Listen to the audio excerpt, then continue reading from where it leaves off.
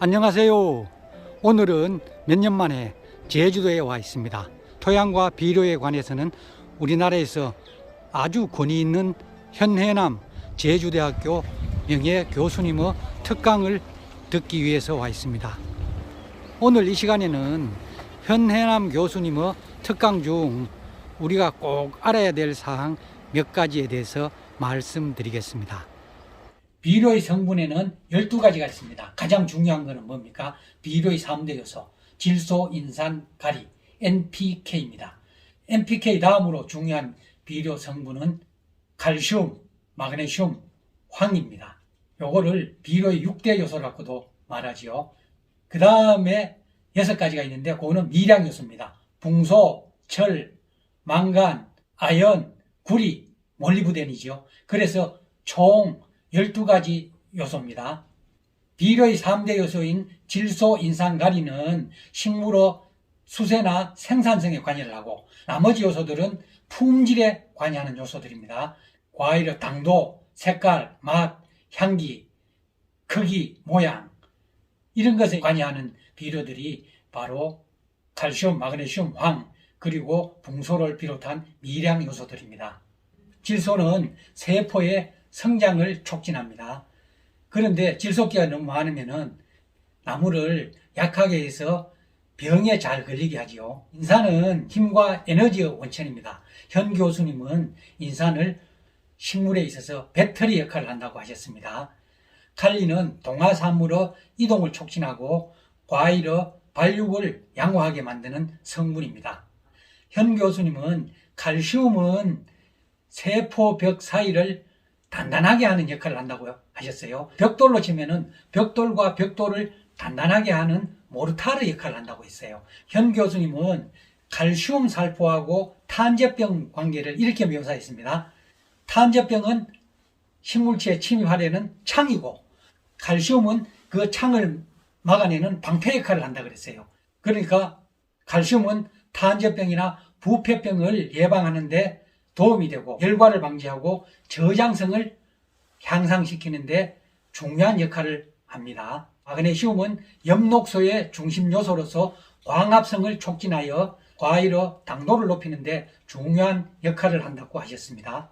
황은 아미노산인 시스테인과 메티오닌을 많게 하여 과일의 맛과 향, 색깔을 좋게 하는 중요한 역할을 합니다. 현해남 교수님이 아주 중요시하는 미량 요소가 있습니다. 바로 붕소입니다. 붕소는 사과 농사에서는 아주 중요한 요소라고 강조를 하셨습니다.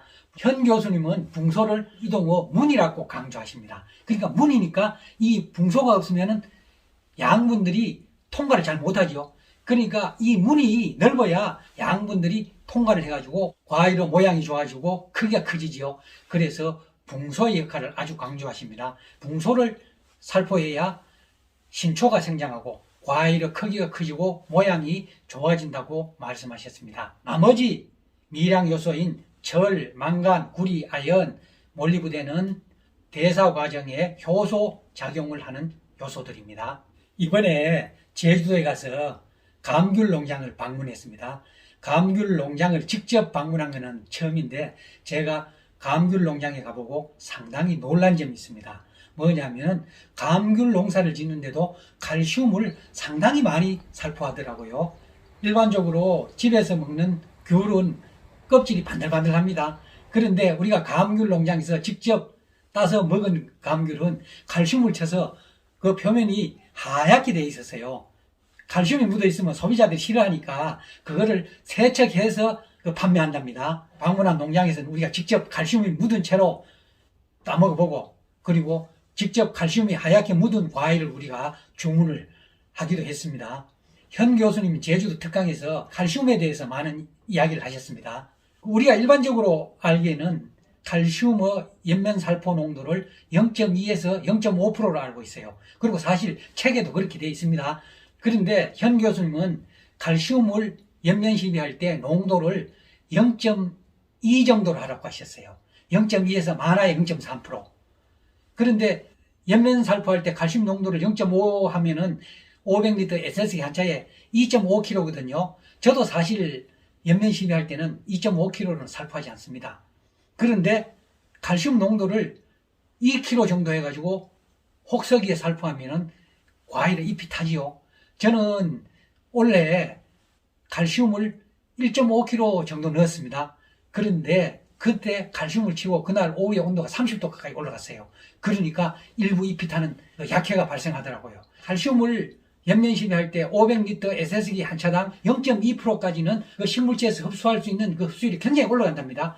그런데 0.2에서 0.5% 사이는 그 칼슘 양을 많이 해도 식물체에서 흡수하는 흡수율이 높지 않답니다. 그래서 굳이 약해의 우려가 있는데 거기서 농도를 더 높일 필요가 없다고 하셨습니다. 그래서 0.2%가 적당하다 이런 말씀을 하셨습니다. 저도 거기는 상당히 동의해요. 제가 원래 0.3%를 타가지고 한번 약해가 발생한 적이 있었거든요. 이거는 제가 질문을 한 사항인데 연마칼슘하고 초산칼슘 있지 않습니까? 질산칼슘도 있고 연마칼슘은 제조 과정에 화학적인 공법이 들어가기 때문에 유기농에서는 사용할 수 없답니다. 그래서 유기농 하시는 분들은 초산칼슘을 전부 사용합니다. 그런데 이 초산칼슘은 흡수율이 연마칼슘 대비해서 80% 정도밖에 안 됩니다. 일반적으로 우리가 생각하기는 초산칼슘은 유기농 자재이기 때문에 연마칼슘보다 좋을 것이다. 실제로 초산칼슘은 굉장히 비쌉니다. 제조 공정상 초산칼슘을 제조하는 게 연마칼슘을 제조하는 것보다 훨씬 어렵기 때문에 초산칼슘이 훨씬 더 비싸죠. 한 약 3배 정도 더 비쌉니다. 현 교수님은 유기농을 하지 않은 사람들이 굳이 초산칼슘을 사용할 필요가 전혀 없다. 왜? 식물체에서 흡수율도 연마칼슘에 비해서 훨씬 떨어지는데 왜 그걸 사용하느냐 이거죠. 그래서 제가 그랬죠. 청송 GAP 사업단에서는 원래 초산칼슘을 배포를 했다. 그리고 한여름 혹서기에는 연마칼슘보다 초산칼슘이 약해가 적기 때문에 초산칼슘을 사용하는 게 나은 것으로 알려져 있다. 제가 이렇게 얘기를 하면서 형 교수님은 어떻게 생각하는지 여쭤봤습니다. 그랬더니 형 교수님 말씀은 혹서기에 초산칼슘을 사용하는 게 더 좋다는 이론적인 근거가 아무데도 없다는 겁니다. 그리고 초산칼슘을 얼마의 농도로 사용하라 하면은 0.2% 농도로 사용하라 하거든요. 연마칼슘도 혹서기에는 0.2%로 사용하라고 합니다. 왜? 조금 높게 사용하면은 약해가 있기 때문에. 결국은 연마칼슘이나 초산칼슘이나 혹서기에는 0.2% 이내로 살포해야 한다는 것은 똑같거든요. 그래서 저도 요번에 형 교수님 그 강의를 들으면서 연마칼슘이나 초산칼슘이나 뭐 큰 차이가 없는데 굳이 비싼 초산칼슘을 살포할 필요는 없지 않을까 이런 생각을 해봤습니다. 그 다음에 제가 또 물어본 것 중에 하나가 탄산칼슘이에요. 탄산칼슘에 대해서도 요 강의하시는 분들마다 약간씩 차이가 있더라고요. 그래서 어떤 분들은 탄산칼슘을 살포해도 칼슘을 살포하는 효과가 있다. 어떤 분들은 탄산칼슘은 물에 녹지 않기 때문에 칼슘으로서 역할은 하지 못한다. 이렇게 말씀하시거든요. 그래서 제가 이거를 여쭤봤습니다. 그랬더니 현 교수님 얘기는 탄산칼슘도 조금은 물에 녹는답니다. 많이는 안 녹는다고 하시면서 칼슘을 공급하기 위해서 연면 시비할 때는 연마칼슘을 연면 시비하고 그 다음에 작물 보호용으로 살포할 때는 탄산칼슘을 살포하면 된답니다. 탄산칼슘은 물에 녹지 않지요. 연면 시비를 해서 식물이 흡수를 하기 위해서는 잎에 있는 기공으로 흡수를 해야 되거든요. 공변세포라는 세포가 있습니다. 근데 그 공변세포의 그 세포가 엄청나게 작기 때문에 물에 녹는다고 모든 것이 다 흡수되는 건 아니라고 해요. 그런데 일단은 물에 녹지 않은 성분은 흡수를 하지 못하기 때문에 효과가 없다고 하셨습니다. 그리고 현해남 교수님이 특히 강조하신 부분이 하나 있는데 뭔 얘기냐면은 맥반석이나 운모나 이런 암석들이 있습니다. 암석들이 오랜 기간 풍화되어 가지고 흙이 되죠. 그러면 그 흙 속에 좋은 성분들이 비료 성분이 들어있는데 암석을 분쇄를 해가지고 연면 시비를 할 때 과연 흡수를 하느냐 이거죠. 맥반석이나 운모 같은 성분은 가루로 해도 물에 녹지는 않습니다. 그냥 보면 가라앉거든요. 그러니까 물에 녹지 않기 때문에 즉 이온화가 되질 않습니다. 물에 녹지 않은 성분은 우리가 암만 연면 시비를 해도 그 공변세포를 통과할 수가 없기 때문에 식물이 흡수를 하지 못한다는 거예요. 그래서 그런 거는 연면살포에도 연면살포의 효과가 없다고 하셨습니다. 그리고 칼슘은 일반 다른 비료 성분하고 혼합해서 살포하지 말라고 하셨거든요.